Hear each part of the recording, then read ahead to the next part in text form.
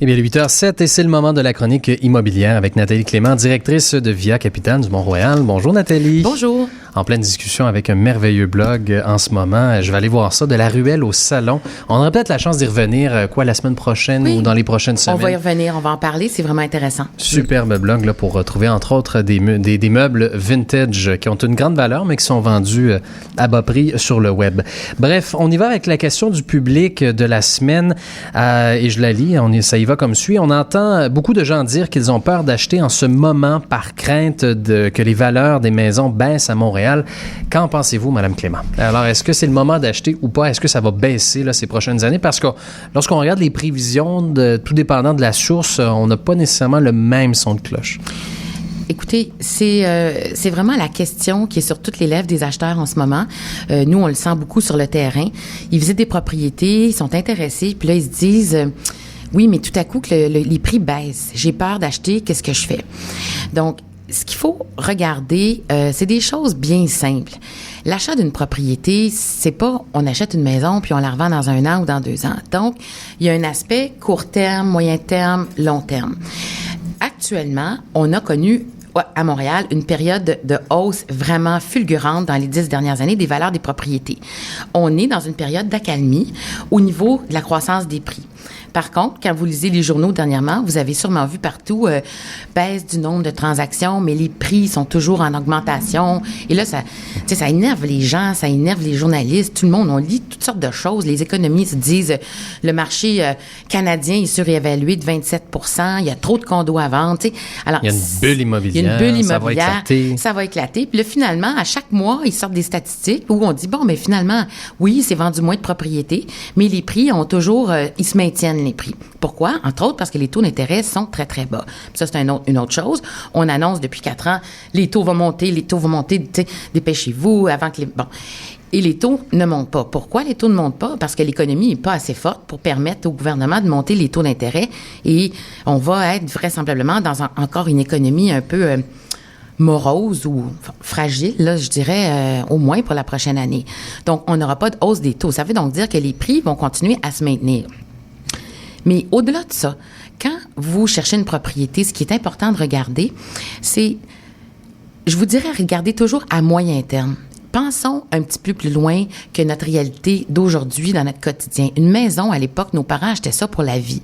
Maintenant, c'est devenu un objet plus de consommation. On peut acheter et revendre dans 3 ans, dans 5 ans. Mais si on a une crainte que le marché immobilier baisse, mais il faut peut-être regarder, être plus créatif dans notre approche d'achat en immobilier. Alors ça veut dire faire des compromis.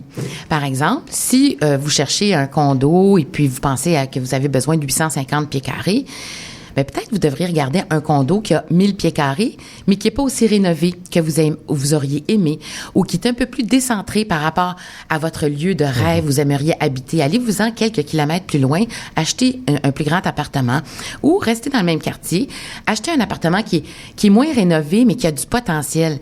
Quand j'entends du potentiel, c'est que vous regardez l'appartement puis vous savez tout de suite, quand vous entrez dans cette maison-là, ils n'ont pas refait rien vraiment au goût du jour, mais bon sang, le comptoir de cuisine est peut-être un peu vieux, mais on est capable de vivre avec un comptoir de cuisine pendant 3-4 ans qui est pas du granit ou du c'est quoi, qui va coûter beaucoup plus cher à remplacer. Autrement dit, le luxe immédiat et avoir tout de suite, c'est quelque chose qu'il faut considérer. Et là, je vous dirais, le courtier immobilier peut vraiment vous aider dans le choix d'investissement quand vous êtes à la recherche. On va vous aider à penser qu'est-ce qui peut avoir une valeur? Qu'est-ce que le propriétaire actuel, par exemple, a pas fait dans la propriété, mais peut-être à peu de frais, vous pourriez faire, peut-être pas dans les 6 prochains mois, peut-être dans les 2 prochaines années, qui va vous coûter en bas de 5 000 $, mais qui va peut-être ajouter 20 000 $ de valeur à l'appartement. Voyez-vous ce que je veux dire? Parce qu'on en avait déjà parlé ici même à l'émission, c'est pas nécessairement parce qu'on met 20 000 $ de réno dans la propriété que la propriété va prendre 20 000 ou plus de valeur. Il faut vraiment trouver les bons, comme vous disiez, il faut sélectionner les rénovations et déterminer celles qui sont vraiment à faire, qui vont vraiment faire augmenter la valeur de la propriété. Absolument. Et ça prend de l'imagination. Puis Dieu sait qu'on en a, l'humain, de l'imagination, mais parfois, c'est pas l'imagination qui nous arrête, c'est vouloir tout de suite. puis j'insiste, là, c'est vraiment important de penser que on va déménager dans un endroit où on va rester minimalement 5 ans.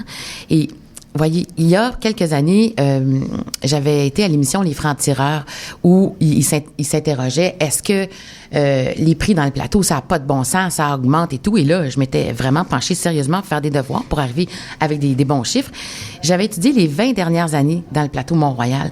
Alors, dans les 20 dernières années, là, il y a eu une baisse de 2% de la valeur des maisons, par exemple.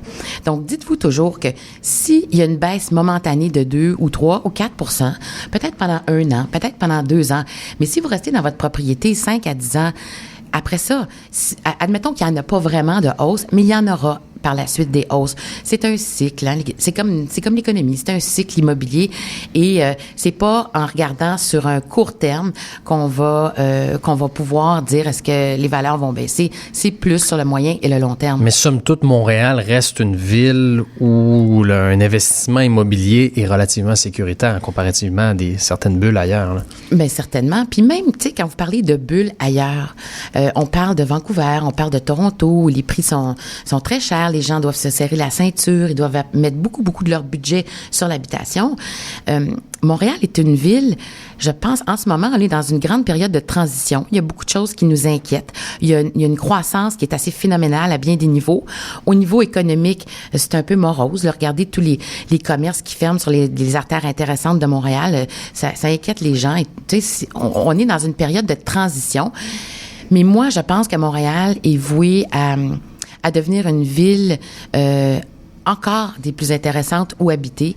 Et je vois absolument pas comment acheter une maison à Montréal, ce serait risqué ou un mauvais investissement. Merci beaucoup, Nathalie Clément. Ça m'a fait plaisir.